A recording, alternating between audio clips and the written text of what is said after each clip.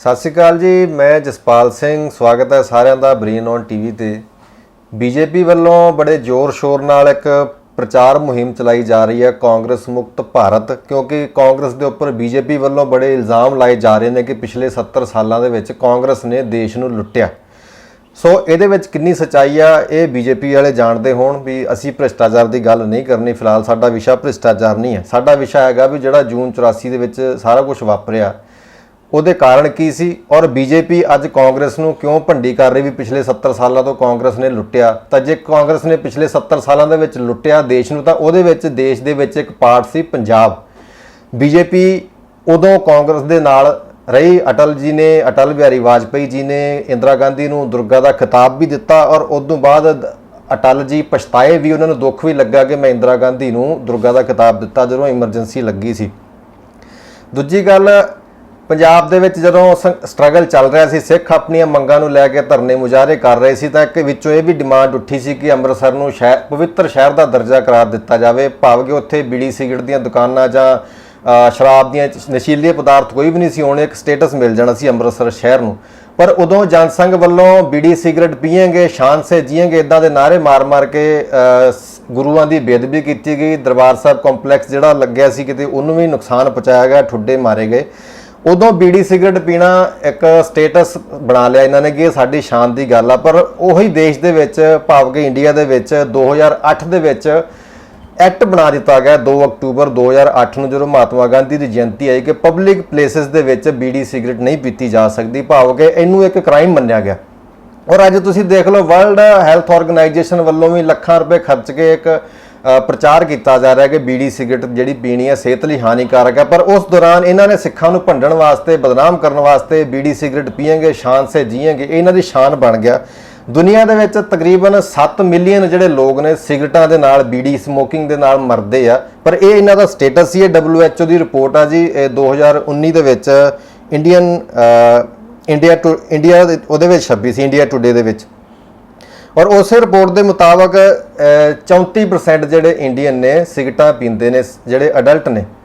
सो ये बड़ा खतरनाक रुझान भी आ और उन्होंने स्टेटस बना के सिखां नूं भंडिया कुटिया बहुत कुछ इत्थे होया। तो वो एक छोटी जी गलबात कर ली असीं। साडे नाल इस टाइम हैगे ने सरदार अमरदीप सिंह धारनी जो कि एडवोकेट ने, सीनियर एडवोकेट ने। धारनी साहब सब तो पहला तुहाडा स्वागत है। थैंक यू जी, thank you so much. Dharni साहब विषय तुसीं समझ गए हो कि मैं की आपां किहड़ी गलबात करनी है।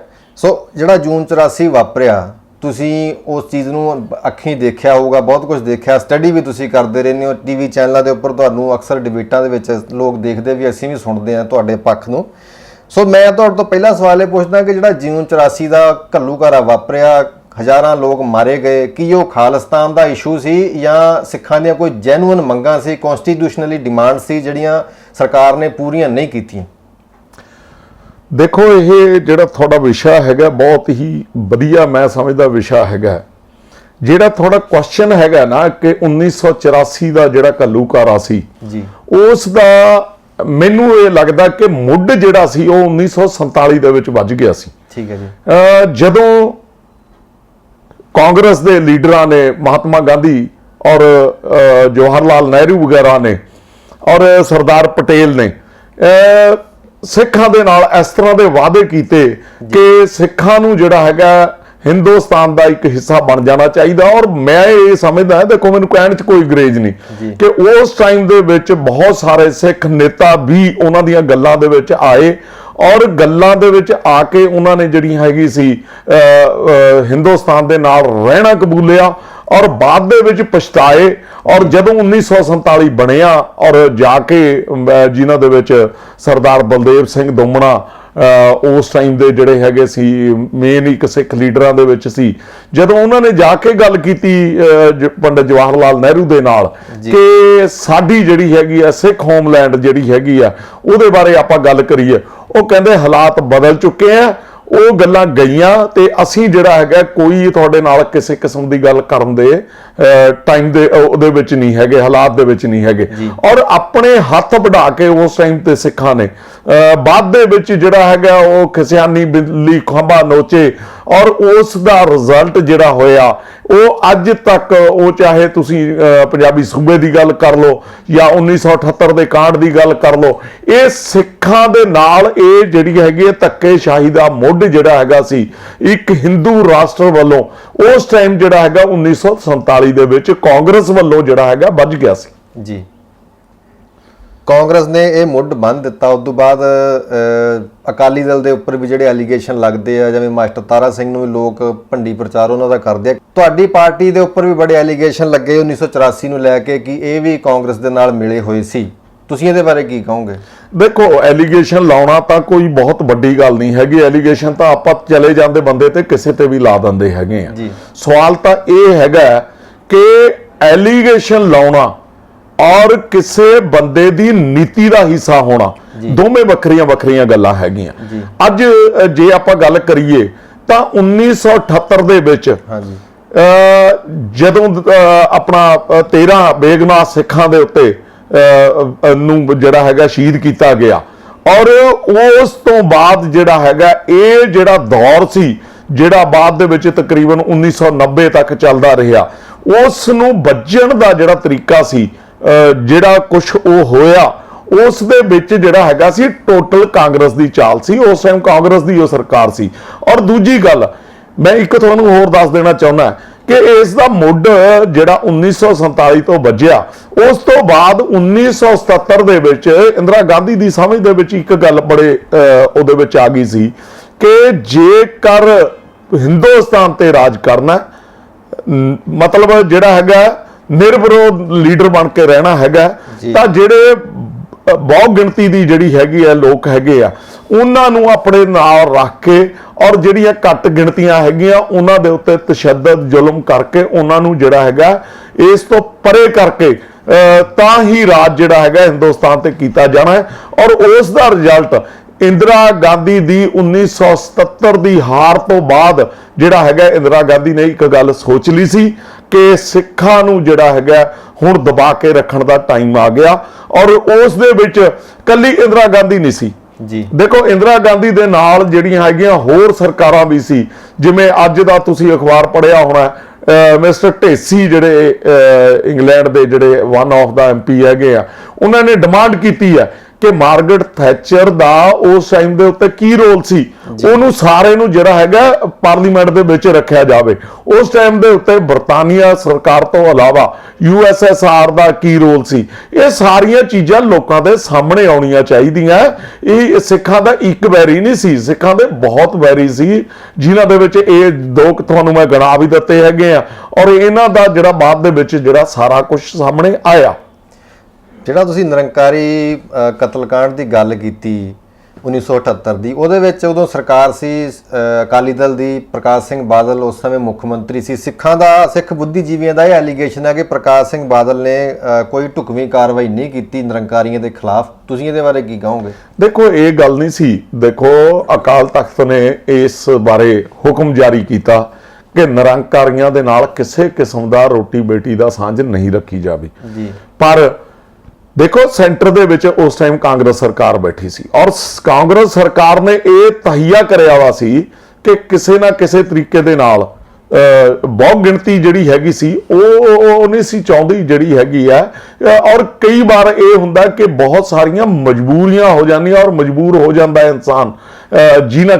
ਔਰ ਦੂਜੀ ਗੱਲ, ਢੁਕਵੀਂ ਕਾਰਵਾਈ ਕਿਉਂ ਨਹੀਂ ਕੀਤੀ? ਉਹਨਾਂ ਦੇ ਖਿਲਾਫ FIR ਦਰਜ ਹੋਈ, ਉਹ ਤੋਂ ਬਾਅਦ ਕੇਸ ਚੱਲਿਆ, ਕੇਸ ਨੂੰ ਜਿਹੜਾ ਹੈਗਾ ਉਰੇ ਤੋਂ ਹਰਿਆਣੇ ਦੇ ਵਿੱਚ ਤਬਦੀਲ ਕਰਾ ਕੇ ਲਿਜਾਇਆ ਗਿਆ ਔਰ ਹਰਿਆਣੇ ਦੇ ਵਿੱਚ ਉਹ ਜਿਹੜਾ ਹੈਗਾ ਕੋਰਟ ਨੇ ਆਰਡਰ ਕੀਤੇ ਔਰ ਜਿਹੜੇ ਬਹੁਤ ਹੀ ਮੰਦਭਾਗੇ ਆਰਡਰ ਹੋਏ, ਜਿਨ੍ਹਾਂ ਦਾ ਸਦਕਾ ਉਹ ਨਿਰੰਕਾਰੀ ਜਿਹੜਾ ਹੈਗਾ ਸੀ ਬਾਬਾ ਉਹ ਜਿਹੜਾ ਹੈਗਾ ਬਰੀ ਹੋਇਆ। ਔਰ ਉਸ ਦਾ ਰਿਜ਼ਲਟ, ਉਸ ਦਾ ਰਿਵੈਂਜ ਸਿੱਖਾਂ ਦੇ ਹਿਰਦੇ ਜਿਹੜੇ ਉਸ ਦੇ ਨਾਲ ਬਲੂੰਦਰੇ ਗਏ, ਉਸ ਦਾ ਰਿਜ਼ਲਟ ਜਿਹੜਾ ਹੈਗਾ ਉਹ ਇੱਕ ਬਲਦੀ ਤੇ ਤੇਲ ਪਾਉਣ ਵਾਲੀ ਗੱਲ ਹੋਈ।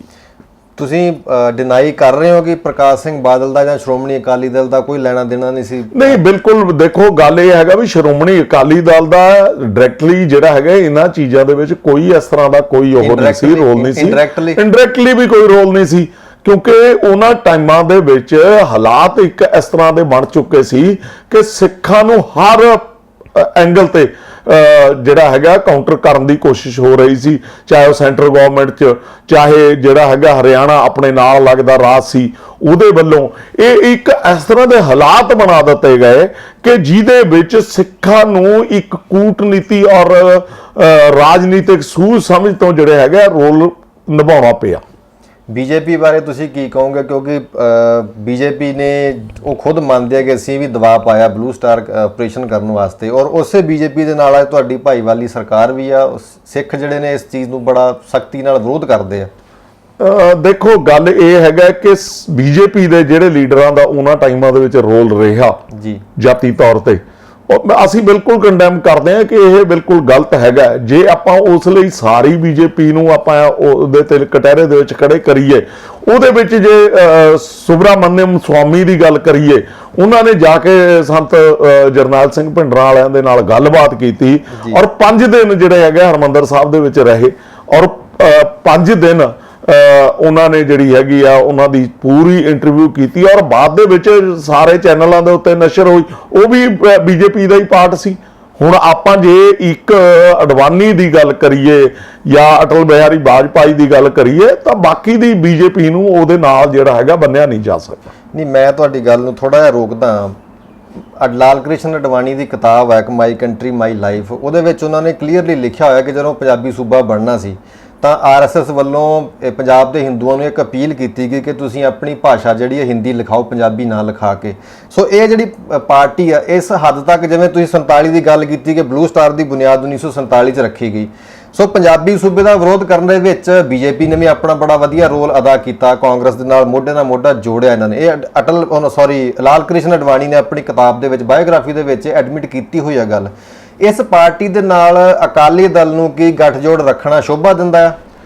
ਨਹੀਂ, ਦੇਖੋ ਮੈਂ ਪਹਿਲਾਂ ਵੀ ਇਹੀ ਗੱਲ ਕਰਕੇ ਹਟਿਆ ਕਿ ਗੱਠਜੋੜ ਜਾਇਜ਼ ਆ। ਨਹੀਂ ਦੇਖੋ, ਬੀਜੇਪੀ ਕੀ ਅੱਜ ਉਹ ਗਲਤੀਆਂ ਮੰਨ ਚੁੱਕੀ ਆਪਣੀ ਕਿ ਅਸੀਂ ਆ ਕੁਝ ਗਲਤ ਕੀਤਾ ਪੰਜਾਬ ਦੇ ਵਿੱਚ? ਨਹੀਂ ਦੇਖੋ, ਹਾਂ ਬਿਲਕੁਲ ਅਟਲ ਬਿਹਾਰੀ ਵਾਜਪਾਈ ਨੇ ਬਾਅਦ ਦੇ ਵਿੱਚ ਕਿਹਾ ਕਿ ਮੇਰੇ ਵੱਲੋਂ ਇਹ ਬਲੰਡਰ ਮਿਸਟੇਕ ਸੀ ਵੀ ਮੈਨੂੰ ਉਹਨੂੰ ਦੁਰਗਾ ਦਾ ਇੰਦਰਾ ਗਾਂਧੀ ਨੂੰ ਜਿਹੜਾ ਹੈਗਾ ਖਿਤਾਬ ਨਹੀਂ ਸੀ ਦੇਣਾ ਚਾਹੀਦਾ। ਉਹਨਾਂ ਨੇ ਐਮਰਜੈਂਸੀ ਦੇ ਸੰਦਰਭ ਦੇ ਵਿੱਚ ਕਹੀ ਸੀ ਵੀ ਮੈਂ ਜਿਹੜਾ ਖਿਤਾਬ ਦਿੱਤਾ ਸੀ ਭਾਰਤ ਪਾਕਿਸਤਾਨ ਦੀ ਲੜਾਈ ਦੇ ਦੌਰਾਨ ਦਿੱਤਾ ਸੀ, ਵੀ ਉਦੋਂ ਪਾਰਲੀਮੈਂਟ ਦੇ ਵਿੱਚ ਅਟਲ ਜੀ ਨੇ ਬੋਲਿਆ ਇਹ ਗੱਲ। ਉਦੋਂ ਬਾਅਦ ਜਦੋਂ ਐਮਰਜੈਂਸੀ ਲੱਗੀ, ਸਾਰੇ ਵੱਡੇ ਵੱਡੇ ਲੀਡਰ ਚੱਕ ਕੇ ਜੇਲ੍ਹਾਂ 'ਚ ਮਾਰੇ ਇੰਦਰਾ ਗਾਂਧੀ ਨੇ, ਤਾਂ ਫਿਰ ਅਟਲ ਬਿਹਾਰੀ ਵਾਜਪਾਈ ਨੂੰ ਸੇਕ ਜਦੋਂ ਲੱਗਿਆ ਉਦੋਂ ਉਹਨਾਂ ਨੇ ਪਛਤਾਵਾ ਜ਼ਾਹਰ ਕੀਤਾ। ਉਹਨਾਂ ਨੇ ਬਲੂ ਸਟਾਰ ਬਾਰੇ ਜਾਂ ਪੰਜਾਬ ਦੇ ਨਾਲ ਜੋ ਧੱਕਾ ਹੋਇਆ ਜਾਂ ਬੀਜੇਪੀ ਨੇ ਪੰਜਾਬੀ ਸੂਬੇ ਦਾ ਵਿਰੋਧ ਕੀਤਾ ਉਹਦੇ ਵਾਸਤੇ ਉਹਨਾਂ ਨੇ ਮਾਫੀ ਨਹੀਂ ਮੰਗੀ ਹਾਲੇ ਤੱਕ। ਦੇਖੋ ਮੈਂ ਉਹੀ ਗੱਲ ਕਰਦਾ ਹੈਗਾ ਨਾ ਵੀ ਬੀਜੇਪੀ ਸਾਰੀ ਨੂੰ ਜਿਹੜਾ ਹੈਗਾ, ਇਹ ਦੇਖੋ ਇੱਕ ਪੋਲੀਟੀਕਲ ਪਾਰਟੀ ਹੈਗੀ ਆ। ਪੋਲੀਟੀਕਲ ਪਾਰਟੀ ਹੋਣ ਦੇ ਨਾਲ ਸੈਂਟਰ ਦੇ ਵਿੱਚ ਤੁਹਾਨੂੰ ਕਿਸੇ ਨਾ ਕਿਸੇ, ਅੱਜ ਸ਼੍ਰੋਮਣੀ ਅਕਾਲੀ ਦਲ ਲਈ ਸਭ ਤੋਂ ਵੱਡਾ ਚੈਲੰਜ ਇਹ ਹੈਗਾ ਕਿ ਕਾਂਗਰਸ ਦੇ ਨਾਲ ਉਹਨਾਂ ਦਾ ਅਲਾਇੰਸ ਕਿਸੇ ਤਰ੍ਹਾਂ ਵੀ ਨਹੀਂ ਹੋ ਸਕਦਾ। ਜੇ ਸੈਂਟਰ ਦੇ ਵਿੱਚ ਭਾਈਵਾਲੀ ਰੱਖਣੀ ਹੈਗੀ ਆ ਤਾਂ ਇਹ ਦੇਖਣਾ ਪੈਂਦਾ ਹੈ ਕਿ ਕੌਣ ਜਿਹੜਾ ਹੈਗਾ ਮੋਡਰੇਟ ਹੈਗਾ, ਕਿਹੜਾ ਮਤਲਬ।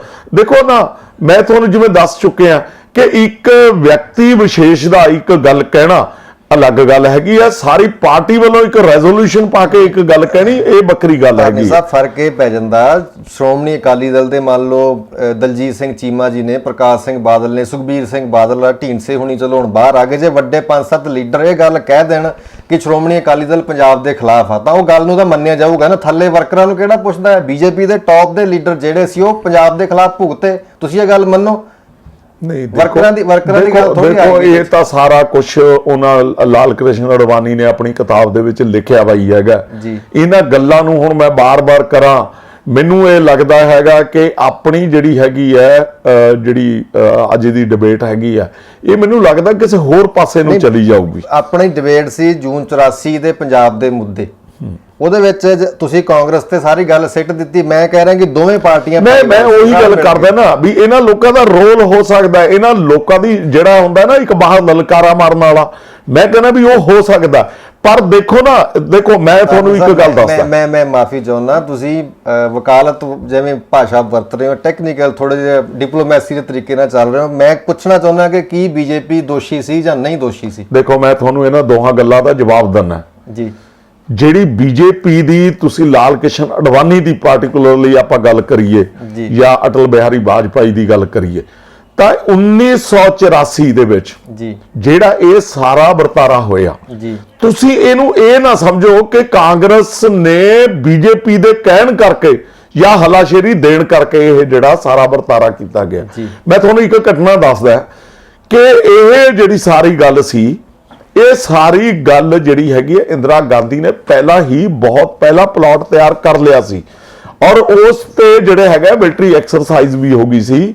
ਔਰ ਸੰਤ ਜਰਨੈਲ ਸਿੰਘ ਭਿੰਡਰਾਂ ਵਾਲੇ ਦੇ ਖਿਲਾਫ ਮੈਂ ਤੁਹਾਨੂੰ ਇਹ ਦੱਸਦਾ ਹੈ ਕਿ ਆਈਬੀ ਦੇ ਨਾਲ ਰਲ ਕੇ, ਆਈਬੀ ਦੇ ਇੱਕ ਸਾਬਕਾ ਡਾਇਰੈਕਟਰ ਦੇ ਨਾਲ ਰਲ ਕੇ ਯੂਪੀ ਦੇ ਵਿੱਚ ਇੱਕ ਸਰਸਾਵਾਂ ਜ਼ਿਲ੍ਹੇ ਦੇ ਵਿੱਚ ਬਕਾਇਦਾ ਇੱਕ ਐਕਸਰਸਾਈਜ਼ ਕੀਤੀ ਗਈ, ਜਿਹਦੇ ਵਿੱਚ ਇੰਗਲੈਂਡ ਦੇ ਜਿਹੜਾ ਹੈਗਾ ਬਕਾਇਦਾ ਮਿਲਟਰੀ ਨੇ ਵੀ ਯੋਗਦਾਨ ਪਾਇਆ। ਔਰ ਉਸ ਦੇ ਵਿੱਚ ਇਹ ਗੱਲ ਕੀਤੀ ਗਈ ਕਿ ਗਿਣੇ ਚੁਣੇ ਕਮਾਂਡੋ ਜਿਹੜੇ ਹੈਗੇ ਆ ਉਹ ਮੈਂ ਹਰਮੰਦਰ ਸਾਹਿਬ ਵਰਡ ਯੂਜ਼ ਕਰ ਰਿਹਾ, ਵੈਸੇ ਮੈਂ ਕਹੂੰਗਾ ਕਿ ਦਰਬਾਰ ਸਾਹਿਬ ਵਰਡ ਹੈਗਾ ਜੀ। ਦਰਬਾਰ ਸਾਹਿਬ ਦੇ ਵਿੱਚ ਜਿਹੜੇ ਹੈਗੇ ਆ ਉਹ ਕਮਾਂਡੋ ਜਿਹੜੇ ਹੈਗੇ ਆ ਉਹ ਕਰਨਗੇ, ਕਾਰਵਾਈ ਕਰਨਗੇ ਔਰ ਕੱਲੇ ਸੰਤ ਜਰਨੈਲ ਸਿੰਘ ਭਿੰਡਰਾਂ ਵਾਲਿਆਂ ਨੂੰ ਜਿਹੜਾ ਹੈਗਾ ਚੱਕ ਕੇ ਬਾਹਰ ਲਿਆਉਣ ਦੀ ਕੋਸ਼ਿਸ਼ ਕਰਨਗੇ। ਔਰ ਇਸ ਤੋਂ ਬਾਅਦ ਜਿਹੜੇ ਉਹ ਸੀ ਆਈਬੀ ਦਾ ਡਾਇਰੈਕਟਰ ਸੀ, ਉਹਨੇ ਜਾ ਕੇ ਦੱਸਿਆ ਕਿ ਐਕਸਰਸਾਈਜ਼ ਕੰਪਲੀਟ ਹੋ ਗਈ ਹੈ, ਤਾਂ ਸ਼੍ਰੀਮਤੀ ਗਾਂਧੀ ਨੇ ਇਹ ਕੁਐਸਚਨ ਕੀਤਾ ਕਿ ਉੱਥੇ ਕੈਜੂਅਲਟੀ ਕਿੰਨੀ ਹੋਊਗੀ ਜੀ। ਉਹਨੇ ਕਿਹਾ ਕਿ ਕੈਜੂਅਲਟੀ ਹੋ ਸਕਦੀ ਹੈ। ਉਹ ਕਹਿੰਦੀ ਵੀ ਮੈਂ ਕੈਜੂਅਲਟੀ ਨਹੀਂ ਚਾਹੁੰਦੀ ਹੈਗੀ, ਮੈਂ ਇਸ ਤਰ੍ਹਾਂ ਦਾ ਕੋਈ ਰਿਸਕ ਨਹੀਂ ਲੈਣਾ ਚਾਹੁੰਦੀ। ਔਰ ਉਸ ਤੋਂ ਬਾਅਦ ਜਿਹੜਾ ਰਿਜ਼ਲਟ ਹੋਇਆ ਕਿ 1984 ਦੇ ਵਿੱਚ ਮਿਲਟਰੀ ਨੂੰ ਉੱਥੇ ਮਾਰਨਾ, ਉਹ ਪਹਿਲਾਂ ਜਿਹੜਾ ਹੈਗਾ ਕੈਜੂਅਲਟੀ ਦੀ ਗੱਲ ਕਰ ਰਹੀ ਹੈਗੀ, ਬਾਅਦ ਦੇ ਵਿੱਚ ਜਾਣ ਬੁੱਝ ਕੇ ਜਿਹੜੀ ਹੈਗੀ ਆ ਉੱਥੇ ਕੈਜੂਅਲਟੀ ਕਰ ਰਹੀ ਹੈਗੀ ਆ। ਸੋ ਇਸ ਕਰਕੇ ਕਾਂਗਰਸ ਨੂੰ ਇਹ ਠੀਕ ਹੈ ਕਿ ਵਿੱਚ ਬਹੁਤ ਸਾਰੇ ਰੋਲ ਹੋਣਗੇ, ਜੇ ਬੀਜੇਪੀ ਦਾ ਵੀ ਰੋਲ ਹੋ ਸਕਦਾ, ਬੀਜੇਪੀ ਦੇ ਲੀਡਰਾਂ ਦਾ ਵੀ ਰੋਲ ਹੋ ਸਕਦਾ, ਪਰ ਜਿਹੜਾ ਆਰਡਰ ਦੇਣ ਵਾਲੀ ਸ਼੍ਰੀਮਤੀ ਇੰਦਰਾ ਗਾਂਧੀ ਸੀ, ਉਸ ਰੋਲ ਨੂੰ ਨਕਾਰਿਆ ਨਹੀਂ ਜਾ ਸਕਦਾ। ਉਸਨੇ ਬਹੁਤ ਹੀ ਖਤਰਨਾਕ ਖੇਡ ਦੇ ਵਿੱਚ ਜਿਹੜਾ ਹੈਗਾ ਇੰਟਰਨੈਸ਼ਨਲ ਲੈਵਲ ਤੇ ਜਿਹੜਾ ਹੈਗਾ ਰਾਏ ਲੈ ਕੇ ਇਹ ਜਿਹੜੀ ਹੈਗੀ ਸਾਰਾ ਪਲਾਨ ਬਣਾਇਆ ਔਰ ਪਲਾਨ ਨੂੰ ਅੰਜਾਮ ਦਿੱਤਾ। ਔਰ ਇਹ ਸਾਰੇ ਦੇ ਵਿੱਚ ਇਸ ਤਰ੍ਹਾਂ ਦੇ ਮਤਲਬ ਜਿਹੜੇ ਹੈਗੇ ਮੋਹਰੇ ਚਲਾਏ ਗਏ, ਜਿਨ੍ਹਾਂ ਦੇ ਵਿੱਚ ਚਾਹੇ ਲਾਲਾ ਜਗਤ ਨਾਰਾਇਣ ਦੀ ਗੱਲ ਕਰੀਏ, ਜਿਸ ਨੂੰ ਜਿਹੜੀ ਜਨਗਣਨਾ ਦੀ ਤੁਸੀਂ ਗੱਲ ਕੀਤੀ ਹੈਗੀ ਹੈ, ਸਭ ਤੋਂ ਵੱਧ ਜਨਗਣਨਾ ਦੇ ਵਿੱਚ ਹਿੰਦੂਆਂ ਨੂੰ ਪ੍ਰਵੋਕ ਇਸ ਗੱਲ ਲਈ ਕਰਿਆ ਗਿਆ ਲਾਲਾ ਜਗਤ ਨਾਰਾਇਣ ਵੱਲੋਂ ਕਿ ਜਿਹੜੇ ਹੈਗੇ ਆ ਜਿੰਨੇ ਹਿੰਦੂ ਹੈਗੇ ਆ ਉਹ ਸਾਰੇ ਆਪਣੀ ਮਾਤ ਭਾਸ਼ਾ ਜਿਹੜੀ ਹੈਗੀ ਆ ਪੰਜਾਬ ਦੇ ਵਿੱਚ ਹਿੰਦੀ ਲਿਖਾਉਣ, ਜਿਹਦਾ ਰਿਜ਼ਲਟ ਬਾਅਦ ਦੇ ਵਿੱਚ ਜੋ ਹੋਇਆ ਨਿਕਲਿਆ ਉਹ ਤੁਹਾਡੇ ਸਾਰਿਆਂ ਦੇ ਸਾਹਮਣੇ ਹੈਗਾ। ਉਸ ਤੋਂ ਇਲਾਵਾ ਗਿਆਨੀ ਜੈਲ ਸਿੰਘ ਕਾਂਗਰਸੀ ਸੀ, ਉਹਨਾਂ ਦਾ ਰੋਲ ਦੇਖ ਲਓ। ਆਪਣੇ ਸਰਦਾਰ ਸਵਰਨ ਸਿੰਘ ਜਿਨ੍ਹਾਂ ਦੇ ਵਿਦੇਸ਼ ਮੰਤਰੀ ਰਹਿ ਚੁੱਕੇ ਆ, ਉਹਨਾਂ ਦਾ ਰੋਲ ਦੇਖ ਲਓ। ਸਰਦਾਰ ਦਰਬਾਰਾ ਸਿੰਘ ਦਾ ਰੋਲ ਦੇਖ ਲਓ। ਸੋ ਇਹ ਜਿਹੜੇ ਚਾਹੇ ਮਿਲਟਰੀ ਦੇ ਅਫਸਰ ਕਹਿ ਲਓ ਬਰਾੜ ਵਰਗੇ, ਜਿਨ੍ਹਾਂ ਨੇ ਸਿੱਖਾਂ ਤੋਂ ਹੀ ਸਿੱਖਾਂ ਨੂੰ ਜਿਹੜਾ ਹੈਗਾ ਬੜੇ ਤਰੀਕੇ ਦੇ ਨਾਲ ਜਿਹੜਾ ਹੈਗਾ ਮਰਾਇਆ ਗਿਆ। ਧਾਰਨੀ ਸਾਹਿਬ, ਜਿਸ ਵਿਸ਼ੇ ਦੀ ਆਪਾਂ ਗੱਲ ਕਰ ਰਹੇ ਹਾਂ 1984 ਦੇ ਵਿੱਚ ਜਿਹੜਾ ਘੱਲੂ ਘਾਰਾ ਵਾਪਰਿਆ, ਹਜ਼ਾਰਾਂ ਲੋਕ ਮਾਰੇ ਗਏ, ਚਾਹੇ ਹਿੰਦੂਆਂ ਦੇ ਵੀ ਮਰੇ, ਸਿੱਖਾਂ ਦੇ ਮਰੇ, ਜੋ ਵੀ ਹੋਇਆ ਨਜਾਇਜ਼ ਕਿਸੇ ਦੀ ਵੀ ਜਾਨ ਜਾਣੀ ਬਹੁਤ ਗਲਤ ਗੱਲ ਆ, ਉਹਨੂੰ ਸਹੀ ਕਿਸੇ ਪੱਖ ਤੋਂ ਨਹੀਂ ਆਪਾਂ ਕਹਿ ਸਕਦੇ। ਪਰ ਉਹ ਜੋ ਵੀ ਪੰਜਾਬ ਦੇ ਵਿੱਚ ਹੋਇਆ, ਸੰਤ ਜਰਨੈਲ ਸਿੰਘ ਦੇ ਨਾਲ ਬਹੁਤ ਸਾਰੀਆਂ ਘਟਨਾਵਾਂ ਜੋੜੀਆਂ ਜਾਂਦੀਆਂ ਨੇ ਕਿ ਉਹ ਅੱਤਵਾਦ ਨੂੰ ਫੈਲਾ ਰਹੇ ਸੀ ਜਾਂ ਹੋਰ ਬਹੁਤ ਕੁਝ ਉਹਨਾਂ ਦੇ ਉੱਪਰ ਐਲੀਗੇਸ਼ਨ ਲੱਗਦੇ ਆ। ਤਾਂ ਮੈਂ ਪੁੱਛਣਾ ਚਾਹੁੰਦਾ ਕਿ ਸੰਤ ਜਰਨੈਲ ਸਿੰਘ ਭਿੰਡਰਾਂ ਵਾਲੇ ਸਿਰਫ ਉਹਨਾਂ ਦੀ ਡਿਮਾਂਡ ਖਾਲਿਸਤਾਨ ਸੀ ਜਾਂ ਅੱਤਵਾਦ ਨੂੰ ਫੈਲਾਉਣਾ ਉਹਨਾਂ ਦਾ ਮੇਨ ਵਿਸ਼ਾ ਸੀ, ਜਾਂ ਕਿ ਉਹਨਾਂ ਦੀ ਕੋਈ ਸੰਵਿਧਾਨਕ ਤੇ ਕਨਸਟੀਟਿਊਸ਼ਨਲੀ ਕੋਈ ਮੰਗਾਂ ਸੀ ਜਿਹੜੀਆਂ ਉਹ ਮਨਵਾਉਣਾ ਚਾਹੁੰਦੇ ਸੀ, ਭਾਰਤ ਸਰਕਾਰ ਤੋਂ ਮਨਵਾਉਣਾ ਚਾਹੁੰਦੇ ਸੀ, ਪਰ ਇੰਦਰਾ ਗਾਂਧੀ ਉਹ ਨਹੀਂ ਸੀ ਮੰਨ ਰਹੀ, ਜਿਹਦੇ ਕਰਕੇ ਏਡਾ ਤਕੜਾ ਕਲੈਸ਼ ਹੋ ਗਿਆ? ਦੇਖੋ, ਇਹ ਜਿਹੜਾ ਹੈਗਾ ਨਾ, ਇਹ ਕੁਐਸਚਨ ਤੁਹਾਡਾ ਬਹੁਤ ਵੱਡਾ ਹੈਗਾ ਤੇ ਇਹਦਾ ਇੱਕ ਲਫ਼ਜ਼ ਦੇ ਵਿੱਚ ਜਵਾਬ ਨਹੀਂ ਦਿੱਤਾ ਜਾ ਸਕਦਾ। ਜਿਵੇਂ ਪਹਿਲਾਂ ਸ਼ੁਰੂ ਦੇ ਵਿੱਚ ਕਿਹਾ ਹੈਗਾ ਕਿ 1947 ਜਿਹੜਾ ਹੈਗਾ ਸੀ ਉਹ ਸ਼ੁਰੂਆਤ ਸੀ ਸਿੱਖਾਂ ਦੇ ਨਾਲ ਧੱਕੇ ਦੀ ਜੀ। ਔਰ ਉਸ ਤੋਂ ਬਾਅਦ ਪੰਜਾਬੀ ਸੂਬਾ ਬਣਨਾ, ਪੰਜਾਬੀ ਸੂਬੇ ਦੇ ਵਿੱਚ ਜਿਹੜੀਆਂ ਹੈਗੀਆਂ ਬਹੁਤ ਸਾਰੀਆਂ ਜਿਹੜੀਆਂ ਪੰਜਾਬ ਦੇ ਨਾਲ ਧੱਕਾ ਕਰਿਆ ਗਿਆ, ਜਿਵੇਂ ਰਾਜਧਾਨੀ ਹੈ ਜਿਹੜੀ ਉਹ ਸਾਂਝੀ ਰੱਖੀ ਗਈ। ਔਰ ਨੰਬਰ 2 ਪਾਣੀਆਂ ਦਾ ਜਿਹੜਾ ਮਸਲਾ ਸੀ ਉਸ ਨੂੰ ਵੀ ਡਿਸਪਿਊਟਡ ਰੱਖਿਆ ਗਿਆ। ਇਸ ਤੋਂ ਬਿਨਾਂ ਜਿਹੜਾ ਹੈਗਾ ਕੁਝ ਡਿਮਾਂਡਸ ਐਸੀਆਂ ਸੀ, ਜਿਵੇਂ ਹਰਮੰਦਰ ਸਾਹਿਬ ਤੋਂ ਜਿਹੜਾ ਹੈਗਾ ਗੁਰਬਾਣੀ ਦਾ ਪ੍ਰਸਾਰਨ, ਚਲੋ ਇਹ ਡਿਮਾਂਡਸ ਤਾਂ ਕੰਪਲੀਟ ਹੋ ਗਈਆਂ। ਉਹ ਤੋਂ ਇਲਾਵਾ ਪੰਜਾਬੀ ਬੋਲਦੇ ਏਰੀਏ ਜਿਹੜੇ ਸੀ ਉਹਨਾਂ ਨੂੰ ਜਿਹੜਾ ਹੈਗਾ ਇਸ ਉਹਦੇ ਵਿੱਚ ਰੱਖਿਆ ਗਿਆ। ਇਹ ਡਿਮਾਂਡ ਜਿਹੜੀ ਸੀ ਇਹ ਸ਼੍ਰੋਮਣੀ ਅਕਾਲੀ ਦਲ ਦੀ ਡਿਮਾਂਡ ਸੀ। ਇਹ ਜਿਹੜੀ ਸ਼੍ਰੋਮਣੀ ਅਕਾਲੀ ਦਲ ਦੀ ਡਿਮਾਂਡ ਸੀ ਇਸ ਨੂੰ ਜਿਹੜਾ ਹੈਗਾ 1973 ਦੇ ਵਿੱਚ ਜਿਹੜਾ ਹੈਗਾ ਆਨੰਦਪੁਰ ਸਾਹਿਬ ਰੈਜ਼ੋਲੂਸ਼ਨ ਪਾ ਕੇ ਜਿਹੜਾ ਹੈਗਾ ਸੀ ਇਹ ਡਿਮਾਂਡਸ ਦੇ ਲਈ ਜਿਹੜੀ ਹੈਗੀ ਆ ਸ਼ੁਰੂਆਤ ਕੀਤੀ ਗਈ। ਔਰ 1978 ਦੇ ਵਿੱਚ ਜਿਹੜਾ ਹੈਗਾ ਇਸ ਨੂੰ ਥੋੜਾ ਜਿਹਾ ਸੋਧ ਕੇ ਜਿਹੜਾ ਹੈਗਾ ਆਨੰਦਪੁਰ ਸਾਹਿਬ ਦੇ ਮਤੇ ਨੂੰ ਜਿਹੜਾ ਹੈਗਾ ਸੀ ਅੱਗੇ ਚਲਾਇਆ ਗਿਆ। ਪਰ ਇਹ ਜਿਹੜਾ ਹੈਗਾ ਦੋਵੇਂ ਜਿਹੜੇ ਤੁਹਾਡੇ ਕੁਐਸਚਨ ਹੈਗਾ ਨਾ, ਇਹ ਰਲ ਗੱਡ ਹੋਣ ਵਾਲੀ ਗੱਲ ਹੈਗੀ ਹੈ। ਇਹ ਡਿਮਾਂਡ ਸ਼੍ਰੋਮਣੀ ਅਕਾਲੀ ਦਲ ਦੀ ਸੀ ਔਰ ਸੰਤ ਜਰਨੈਲ ਸਿੰਘ ਭਿੰਡਰਾਂ ਵਾਲਿਆਂ ਦਾ ਇਹ ਜਦੋਂ ਨਿਰੰਕਾਰੀ ਕਾਂਡ ਹੁੰਦਾ ਉਸ ਤੋਂ ਬਾਅਦ ਉਹਨਾਂ ਦਾ ਮਤਲਬ ਜਿਹੜਾ ਹੈਗਾ ਇਸ ਫੀਲਡ ਦੇ ਵਿੱਚ ਐਂਟਰ ਹੋ ਜਾਣਾ ਔਰ ਆਪਣੀ ਇਸ ਡਿਮਾਂਡ ਨੂੰ ਚੱਕਣਾ। ਔਰ ਸ਼੍ਰੋਮਣੀ ਅਕਾਲੀ ਦਲ ਔਰ ਸੰਤ ਜਰਨੈਲ ਸਿੰਘ ਭਿੰਡਰਾਂ ਵਾਲਿਆਂ ਦੇ ਵਿੱਚ ਦੋਵੇਂ ਗੱਲਾਂ ਜਿਹੜੀਆਂ ਸੀ ਥੋੜੀਆਂ ਜੀਆਂ ਇਸ ਤਰੀਕੇ ਦੇ ਨਾਲ ਹੋ ਗਈਆਂ ਕਿ ਡਿਮਾਂਡ ਦੋਵਾਂ ਦੀ ਸੇਮ ਸੀ ਪਰ ਰਾਹ ਜਿਹੜੇ ਹੈਗੇ ਆ ਤੁਸੀਂ ਇਹ ਸਮਝ ਲਓ ਵੀ ਵੱਖਰੇ ਵੱਖਰੇ ਸੀ। ਮੈਂ ਹੁਣ ਮਤਲਬ ਦੇਖੋ ਜਿਵੇਂ ਕਪੂਰੀ ਮੋਰਚਾ ਲਾਇਆ ਗਿਆ ਉਹ ਸ਼੍ਰੋਮਣੀ ਅਕਾਲੀ ਦਲ ਨੇ ਜਿਹੜਾ ਹੈਗਾ ਸੀ ਲਾਇਆ ਸੀ ਪਾਣੀਆਂ ਦੇ ਮਸਲੇ ਦੇ ਉੱਤੇ, ਤੇ ਹਰਿਮੰਦਰ ਸਾਹਿਬ ਦੇ ਆਪਣਾ ਦਰਬਾਰ ਸਾਹਿਬ ਤੋਂ ਜਿਹੜਾ ਹੈਗਾ ਕੀਰਤਨ ਦੀ ਜਿਹੜੀ ਡਿਮਾਂਡ ਹੈਗੀ ਆ ਜਿਹੜੀ ਉਹ ਵੀ ਚਲੋ ਬਾਅਦ ਦੇ ਵਿੱਚ ਪੂਰੀ ਹੋ ਗਈ। ਚੰਡੀਗੜ੍ਹ ਦਾ ਮਸਲਾ ਵੀ ਜਿਹੜਾ ਸੀ ਸ਼੍ਰੋਮਣੀ ਅਕਾਲੀ ਦਲ ਦਾ ਚੱਕਿਆ ਵਾ ਸੀ। ਪਾਣੀਆਂ ਦਾ ਮਸਲਾ ਵੀ ਜਿਹੜਾ ਹੈਗਾ ਉਹ ਅੱਜ ਤੱਕ ਜਿਹੜਾ ਹੈਗਾ ਸੁਲਝ ਰਿਹਾ ਹੈਗਾ। ਇਹ ਕਿਤੇ ਨਾ ਕਿਤੇ ਮੈਂ ਸਮਝਦਾ ਹੈਗਾ ਕਿ ਕਾਂਗਰਸ ਨੇ ਇੱਕ ਐਸੀ ਪੰਜਾਬ ਹਰਿਆਣੇ ਦੇ ਵਿੱਚ ਇੱਕ ਐਸੀ ਮੈਂ ਸਮਝਦਾ ਵੀ ਭੇਲੀ ਸਿੱਟਤੀ ਜਿਹੜੀ ਦਾ ਹੱਲ ਅੱਜ ਤੱਕ ਨਹੀਂ ਨਿਕਲ ਸਕਿਆ ਔਰ ਸਟੇਟਾਂ ਦੇ ਵਿੱਚ ਜਿਹੜੇ ਹੈਗੇ ਇਸ ਤਰ੍ਹਾਂ ਦੇ ਵਖਰੇਵੇਂ ਪੈ ਗਏ ਔਰ ਸਟੇਟਾਂ ਤੋਂ ਬਾਅਦ ਜਿਹੜਾ ਹੈਗਾ ਹਿੰਦੂ ਸਿੱਖ ਦੇ ਵਿੱਚ ਜਿਹੜੇ ਹੈਗੇ ਇਸ ਤਰ੍ਹਾਂ ਦੇ ਵਖਰੇਵੇਂ ਸ਼ੁਰੂ ਹੋ ਗਏ। ਤਾਰਨੀ ਸਾਹਿਬ ਮੇਰਾ ਆਖਰੀ ਸਵਾਲ ਆ, ਤੁਸੀਂ ਗੱਲਬਾਤ ਦੇ ਦੌਰਾਨ ਇੱਕ ਲਫ਼ਜ਼ ਬੋਲਿਆ ਸੀ ਕਿ ਇੰਦਰਾ ਗਾਂਧੀ ਮੈਜੋਰਟੀ ਨੂੰ ਖੁਸ਼ ਕਰਨ ਵਾਸਤੇ ਸਿੱਖਾਂ ਨੂੰ ਕੁਚਲਣਾ ਚਾਹੁੰਦੀ ਸੀ, ਇਦਾਂ ਦੀ ਤੁਸੀਂ ਕੋਈ ਗੱਲਬਾਤ ਕੀਤੀ ਸੀ। ਨਿਊਯਾਰਕ ਟਾਈਮ ਦੇ ਵਿੱਚ 2019 8 ਮਈ ਨੂੰ ਇੱਕ ਆਰਟੀਕਲ ਛਪਿਆ ਸੀ, Modi reminds India of Indira Gandhi. ਮਤਲਬ ਉਹਨਾਂ ਨੇ ਜਿਹੜਾ ਅਨਡਿਕਲੇਅਰ ਜਿਹੜੀ ਐਮਰਜੈਂਸੀ ਲੱਗੀ ਹੋਈ ਆ ਭਾਰਤ ਦੇ ਵਿੱਚ ਉਹਦੀ ਵੀ ਉਹਨਾਂ ਨੇ ਗੱਲ ਕੀਤੀ, ਕੰਪੈਰੀਜ਼ਨ ਕੀਤਾ ਇੰਦਰਾ ਦਾ ਤੇ ਮੋਦੀ ਦਾ ਕਿ ਇੱਥੇ ਭਾਰਤ ਦੇ ਲੋਕ ਕਿਵੇਂ ਨਰਿੰਦਰ ਮੋਦੀ ਨੂੰ ਸਮਝਦੇ ਨੇ। ਤਾਂ ਕੀ ਤੁਸੀਂ ਮੰਨਦੇ ਹੋ ਕਿ ਅੱਜ ਜਿਹੜੀ ਬੀਜੇਪੀ ਆ ਇਹਨਾਂ ਨੇ ਅਨਡਿਕਲੇਅਰ ਇੱਕ ਤਾਂ ਲਾਈ ਹੋਈ ਹੈ ਐਮਰਜੈਂਸੀ, ਦੂਸਰਾ ਇਹ ਮੁਸਲਮਾਨਾਂ ਨੂੰ ਅਟੈਕ ਕਰ ਕਰਕੇ ਤੇ ਮੈਜੋਰਟੀ ਨੂੰ ਫਿਰ ਖੁਸ਼ ਕਰਨ ਦੀ ਪਾਲਿਸੀ ਜਿਹੜੀ ਇੰਦਰਾ ਗਾਂਧੀ ਨੇ ਅਪਣਾਈ ਸੀ ਕਿ ਘੱਟ ਗਿਣਤੀਆਂ ਨੂੰ ਦਬਾਉਣਾ, ਇਹ ਮੁਸਲਮਾਨਾਂ ਨੂੰ ਦਬਾ ਕੇ ਆਪਣਾ ਜਿਹੜਾ ਰਾਜਨੀਤਿਕ ਲਾਹਾ ਲੈਣਾ ਚਾਹੁੰਦੇ ਆ ਬੀਜੇਪੀ ਵਾਲੇ। ਦੇਖੋ ਪਿਛਲੇ ਟਾਈਮ ਦੇ ਵਿੱਚ ਚਾਹੇ ਤੁਸੀਂ ਗੱਲ ਕਰਦੇ ਆ ਆਪਾਂ ਜਿਹੜਾ ਬਿੱਲ ਪਾਸ ਕੀਤਾ ਇਹਨਾਂ ਨੇ ਜਿਹੜਾ ਸਿਟੀਜ਼ਨ ਅਮੈਂਡਮੈਂਟ ਐਕਟ ਪਾਸ ਕੀਤਾ ਉਸ ਦੇ ਵਿੱਚ ਜਿਹੜਾ ਇਹਨਾਂ ਨੇ ਇੱਕ ਕਲੌਜ਼ ਜਿਹੜੀ ਰੱਖੀ ਉਸ ਕਲੌਜ਼ ਦੇ ਵਿੱਚ ਜਿਹੜੀ ਹੈਗੀ ਆ ਜਿਹੜੀ ਘੱਟ ਗਿਣਤੀ ਹੈਗੀ ਆ ਉਹਦੇ ਤੇ ਮੰਨਿਆ ਜਾਂਦਾ ਕਿ ਇੱਕ ਕਿਸਮ ਦੇ ਅਟੈਕ ਵਾਲੀ ਗੱਲ ਹੈਗੀ ਆ, ਮੰਨਿਆ ਜਾਂਦਾ। ਪਰ ਉਸ ਦੀ ਜਿਹੜੀ ਹੈਗੀ ਸ਼੍ਰੋਮਣੀ ਅਕਾਲੀ ਦਲ ਨੇ ਇਸ ਗੱਲ ਨੂੰ ਕੰਡੈਮ ਵੀ ਕੀਤਾ ਹੈਗਾ। ਅਸੀਂ ਕਿਹਾ ਹੈਗਾ ਕਿ ਸਾਰਿਆਂ ਨੂੰ ਵਿੱਚ ਇਨਕਲੂਡ ਕਰਨਾ ਚਾਹੀਦਾ, ਜਿਹੜਾ ਵੀ ਹਿੰਦੁਸਤਾਨ ਦੇ ਵਿੱਚ ਰਹਿ ਰਿਹਾ ਹੈਗਾ ਉਹ ਭਾਰਤੀ ਹੈਗਾ, ਠੀਕ ਹੈ ਨਹੀਂ। ਹੁਣ ਉਹ ਗੱਲ ਕੀ ਸੀ ਇਹ ਵਾਲੀ ਜਿਹੜੀ ਸੀ ਕਿ ਜਿਹੜੇ ਅਫਗਾਨਿਸਤਾਨ ਤੋਂ ਸਿੱਖ ਹੈਗੇ ਆ ਜਿਹੜੇ ਉਹਨਾਂ ਕਰਕੇ ਸ਼੍ਰੋਮਣੀ ਅਕਾਲੀ ਦਲ ਨੇ ਉਸ ਡਿਮਾਂਡ ਦੀ ਜਿਹੜੀ ਹੈਗੀ ਆ ਸਹਿਮਤੀ ਪ੍ਰਗਟ ਕਰਾਈ। ਪਰ ਦੂਜੇ ਪਾਸੇ ਜਿਹੜਾ ਹੈਗਾ ਮੁਸਲਮਾਨਾਂ ਨੂੰ ਉਹਦੇ ਤੋਂ ਬਾਹਰ ਰੱਖਿਆ ਗਿਆ, ਉਸ ਦੀ ਜਿਹੜੀ ਹੈਗੀ ਆ ਨਿੰਦਾ ਵੀ ਕੀਤੀ, ਵਿਰੋਧਤਾ ਵੀ ਕੀਤੀ। ਜੀ ਮੇਰੇ ਸਵਾਲ ਦਾ ਤੁਸੀਂ ਜਵਾਬ ਨਹੀਂ ਦਿੱਤਾ ਕਿ ਜਿਹੜੀ ਅਨਡਿਕਲੇਅਰ ਡੈਮੋਕ੍ਰੇਸੀ ਉਹ ਜਿਹੜੀ ਐਮਰਜੈਂਸੀ ਲੱਗੀ ਹੋਈ ਹੈ ਇੱਥੇ ਇਦਾਂ ਦਾ ਕੋਈ ਮਾਹੌਲ ਲੱਗਦਾ ਤੁਹਾਨੂੰ? ਨਹੀਂ, ਮੈਨੂੰ ਤਾਂ ਨਹੀਂ ਇਸ ਤਰ੍ਹਾਂ ਦੀ ਕੋਈ ਗੱਲ ਲੱਗਦੀ ਹੈਗੀ। ਦੇਖੋ ਬਹੁਤ ਸਾਰੇ ਝਗੜੇ ਇਸ ਤਰ੍ਹਾਂ ਦੇ ਸੀ, ਜਿਵੇਂ ਮੇਰਾ ਆਪਣਾ ਵਿਊ ਹੈਗਾ, ਇਹ ਹਰ ਬੰਦੇ ਦਾ ਆਪਣਾ ਹੋ ਸਕਦਾ। ਜਿਵੇਂ ਰਾਮ ਮੰਦਿਰ ਦੇ ਨਾਂ ਦੇ ਉੱਤੇ ਇੰਨੇ ਸਾਲਾਂ ਦੇ ਵਿੱਚ ਇੰਨਾ ਨੁਕਸਾਨ ਕਰਾਇਆ ਗਿਆ, ਚਾਹੇ ਉਹ ਕਿਸੇ ਨੇ ਵੀ ਕਰਾਇਆ ਗਿਆ, ਉਸ ਦਾ ਫੈਸਲਾ ਹੋ ਜਾਣਾ, ਉਸ ਨੂੰ ਖਤਮ ਕਰ ਲੈਣਾ। ਮੈਂ ਇਹ ਸਮਝਦਾ ਕਿ ਸੁਪਰੀਮ ਕੋਰਟ ਹਿੰਦੁਸਤਾਨ ਦੀ ਸਭ ਤੋਂ ਉੱਪਰਲੀ ਅਦਾਲਤ ਹੈਗੀ ਹੈ, ਜੋ ਵੀ ਉਸਨੇ ਫੈਸਲਾ ਕੀਤਾ ਮੈਨੂੰ ਇਹ ਲੱਗਦਾ ਕਿ ਹਰ ਡਿਸਪਿਊਟ ਦਾ ਕਿਤੇ ਨਾ ਕਿਤੇ ਜਾ ਕੇ ਹੱਲ ਨਿਕਲਣਾ ਹੀ ਹੈਗਾ। ਔਰ ਇਸੇ ਤਰ੍ਹਾਂ ਜਿਹੜਾ J&K ਦਾ ਮਸਲਾ ਸੀ, ਉਹ ਚਾਹੇ ਇਹ ਕਹਿ ਲਓ ਕਿ ਬੀਜੇਪੀ ਦਾ ਮੇਨ ਏਜੰਡਾ ਹੀ ਇਹ ਸੀ ਕਿ 370 ਧਾਰਾ ਨੂੰ ਖਤਮ ਕਰਨਾ, ਉਹਨਾਂ ਦਾ ਜਿਹੜਾ ਹੈਗਾ ਉਹਨਾਂ ਦੀ ਆਪਣੀ ਉਹਨਾਂ ਨੇ ਬਹੁਤ ਸੰਮਤੀ ਦੇ ਨਾਲ ਜਿਹੜਾ ਹੈਗਾ ਸਾਰਾ ਕੁਝ ਪਾਸ ਕੀਤਾ ਹੈਗਾ। ਪਰ ਫਿਰ ਵੀ ਅੱਜ ਵੀ ਜਿਹੜਾ ਹੈਗਾ ਸ਼੍ਰੋਮਣੀ ਅਕਾਲੀ ਦਲ ਜਿਹੜਾ ਹੈਗਾ ਇਸ ਗੱਲ ਦੀ ਡਿਮਾਂਡ ਕਰਦਾ ਹੈਗਾ ਕਿ ਜਿੰਨੀਆਂ ਵੀ ਸਟੇਟਸ ਹੈਗੀਆਂ ਉਹਨਾਂ ਨੂੰ ਵੱਧ ਅਧਿਕਾਰ ਮਿਲਣੇ ਚਾਹੀਦੇ ਆ ਤਾਂ ਕਿ ਸਟੇਟਾਂ ਜਿਹੜੀਆਂ ਹੈਗੀਆਂ ਆਪਣੇ ਆਪਣੇ ਅਧਿਕਾਰਾਂ ਨੂੰ ਜਿਹੜੀ ਹੈਗੀ ਆ ਆਪਣੇ ਲੋਕਾਂ ਲਈ ਯੂਜ਼ ਕਰ ਸਕਣ।